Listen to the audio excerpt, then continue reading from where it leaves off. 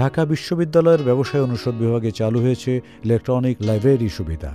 এই লাইব্রেরিতে থাকছে বিশ্বের বড় ৩৫টি বিশ্ববিদ্যালয় সহ শীর্ষ সব আন্তর্জাতিক প্রকাশকদের বিভিন্ন প্রকাশনার ওয়েব লিঙ্ক। ফলে এসব বিশ্ববিদ্যালয় এবং প্রকাশকদের সব ধরনের প্রকাশনার তথ্য পাওয়া যাবে এই লাইব্রেরিতে।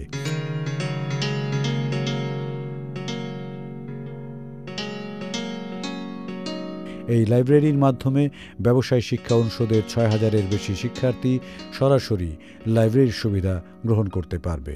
শিক্ষার্থীরা বলছেন, এই লাইব্রেরির কারণে শিক্ষার্থীদের সামনে বড় একটি দরজা খুলে যাচ্ছে।